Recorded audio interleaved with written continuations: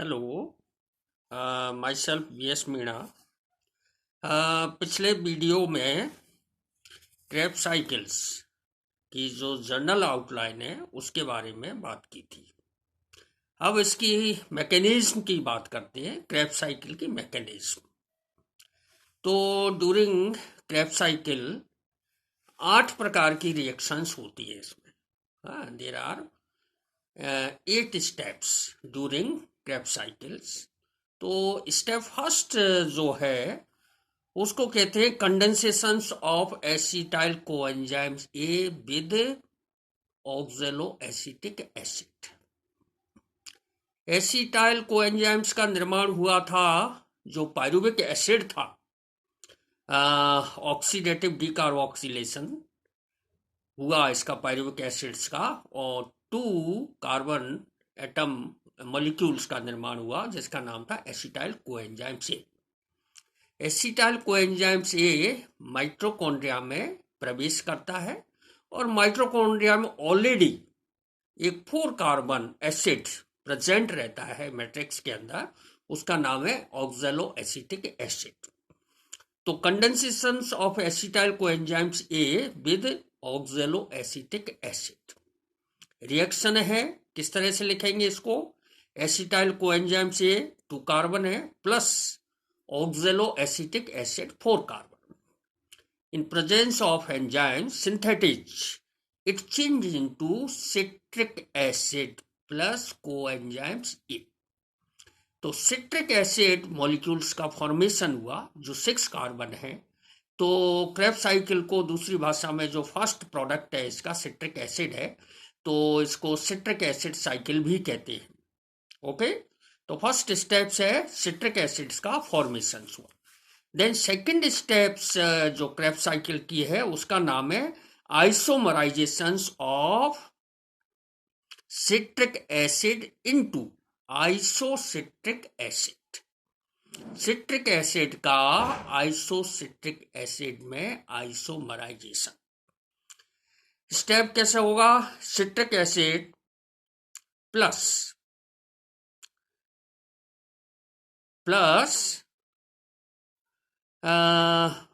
The release of water in presence of aconitase, इसको कहते हैं डिहाइड्रेशन। एक मध्यवर्ती पदार्थ निर्मित हुआ जिसका नाम है iso aconitic acid. Then next plus H2O means rehydration. पहले डिहाइड्रेशन हुआ था, इसके बाद रिहाइड्रेशन, और it change into isocitric acid. Then step number third, oxidative decarboxylation. Oxidative decarboxylation means in presence of oxygen the CO2 is released. इस समीकरण इसका इस तरह से लिखेंगे, आइसोसिट्रिक एसिड 6 कार्बन का है, dehydrogenase enzymes NAD plus change into NADH2 means hydrogen is released. It is accepted by NAD plus और it change into NADH2। NADH2 का फिर ऑक्सीडेशन होता है इलेक्ट्रॉन ट्रांसपोर्ट सिस्टम के अंदर और इट प्रोड्यूस 3 ATP, क्योंकि 2 पायरुविक एसिड का फॉर्मेशन हुआ, इससे 2 एसिटाइल कोएंजाइम से बने, तो 3 ATP फॉर्मेशन हुआ एक एसिटाइल से। अगर सेकंड स्टेप होगी तो 3 ATP इंटू 2 मीन्स 6 ATP जो मॉलिक्यूल्स हैं इस दौरान निर्मित हुए। ओके, देन फॉर्मेशन हुआ ऑक्जेलो succinic acid 6 carbon. Isocitric acids के डिहाइड्रोजनेशन या ऑक्सीडेटिव डीकार्बोक्सिलेशन से ऑक्जेलो सक्सिनिक एसिड का निर्माण हुआ। देन इसी के साथ एक दूसरी रिएक्शन और हो रही है, decarboxylation. Decarboxylation mean the carbon dioxide is release और it change into ketoglutaric acid. मतलब how many carbon? There are 5, क्योंकि एक कार्बन किस में निकल गया? CO2 के अंदर। तो अल्टीमेटली कीटो ग्लूटेरिक एसिड्स का निर्माण हुआ स्टेप थर्ड से। Step fourth, next step fourth है और इसका नाम है ऑक्सीडेटिव डीकार्बोक्सिलेशन। मतलब ऑक्सीडेशन भी हो रहा है और डीकार्बोक्सिलेशन भी हो रहा है, मतलब हाइड्रोजन भी निकल रही है। Alpha ketoglutaric acid plus coenzymes A in presence of enzyme dehydrogenase and decarboxylase. NAD plus change into NADH2 वो सेम प्रोसेस है और इसमें 6 एटीपी फॉर्मेशन हुआ 2 मॉलिक्यूल से और जो प्रोडक्ट बना है उसका नाम है सक्सिनाइल कोएंजाइम से plus CO2. CO2 is also released during this process. तो it means सक्सिनाइल कोएंजाइम से how many carbons? There are 4 carbon और the CO2 is released. तो 2 CO2 यहाँ पर रिलीज होंगी क्योंकि 2 एसिटाइल कोएंजाइम ये थे. 6 ATP यहाँ फॉर्मेशन हुआ. स्टेप नंबर नेक्स्ट और इसका नाम है conversion of succinyl coenzyme A into succinic acid. तो सक्सिनाइल कोएंजाइम ए है उसको सक्सिनिक एसिड में बदलना है. तो इसका मतलब एसाइल ग्रुप है उसको निकालना है. Succinyl coenzymes A in presence of thiokinase it change into succinic acid plus coenzymes E. During this process, GDP plus IP is changed into GTP plus ADP और GTP plus ADP तो GDP बनेगा और plus ATP means एक जो molecules यहाँ formation हुआ ATP का वो थ्रू जीटीपी हुआ. जीटीपी से एडीपी को जीटीपी में बदला गया. तो 2 एसिटाइल कोएंजाइम्स हैं 2 चक्र है. इसका मतलब 2 एटीपी फॉर्मेशन इस प्रोसेस में होता है और ये कहलाता है सबस्ट्रेट लेवल का फॉस्फोराइलेशन. सबस्ट्रेट लेवल पर फॉस्फोराइलेशन होता है जिसकी वजह से 2 एटीपी फॉर्मेशन होते हैं. इंपॉर्टेंट चीज है.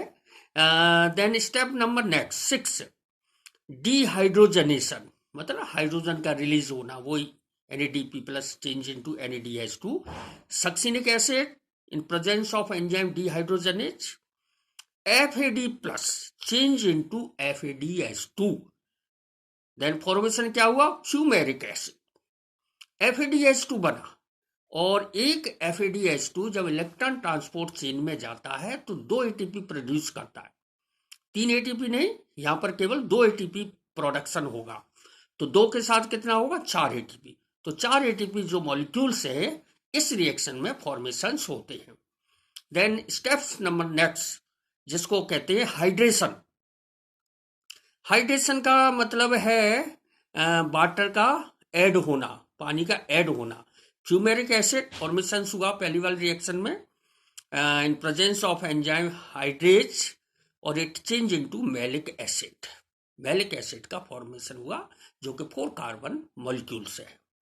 देन लास्ट और फाइनल स्टेप है डिहाइड्रोजनेशन मतलब हाइड्रोजन का रिलीज होना.